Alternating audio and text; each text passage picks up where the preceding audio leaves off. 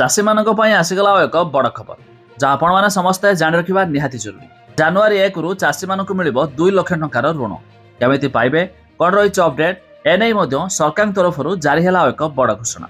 जाना पूर्व वीडियो को लाइक करूँ, सब्सक्राइब करनथिले एबे सब्सक्राइब कर पाखर थिबा घंटी चिन्ह को दबाई दिंतु।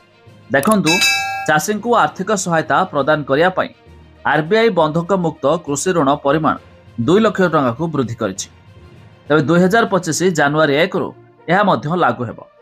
तबे कृषि क्षेत्र में उत्पादन खर्च बढ़ुथिबारु छोट और नाममात्र चाषी को आर्थिक सहायता प्रदान पई आरबीआई यह घोषणा करिछि। तबे प्रति ऋणी को 2 लाख टंका पर्यंत बंधक मुक्त कृषि और कृषि संबंधी ऋण देबाकू आरबीआई देशर समस्त बैंक गुड़िक निर्देश देइछि। तबे यह पदक्षेप फल 86% छोट और नाममात्र चाषी उपकृत हेबे।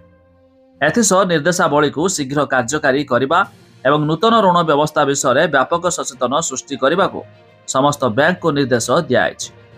तबे यह पदक्षेप किसान क्रेडिट कार्ड अर्थात केसीसी ऋण नेबा सहज करने सह सरकार को संशोधित शुद्ध सहायता योजना को सुगम करिबो, जहाँ 4% शुद्ध हार में 3 लाख टंका पर्यंत कृषि ऋण प्रदान करिथाय। पदक्षेप उत्पादन खर्च में देखा देउथिबा मुद्रास्फीति चाप को कम करने सह कृषकों आर्थिक सहायता कराइबारे सहायक हेबो बोली कृषि विशेषज्ञ कहिसंती।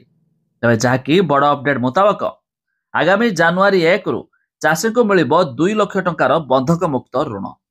अधिक जानिया पाई वेबसाइट लिंक आम डिस्क्रिप्शन देइछु, आपण माने जाय मध्य चेक कर दे पारिबे।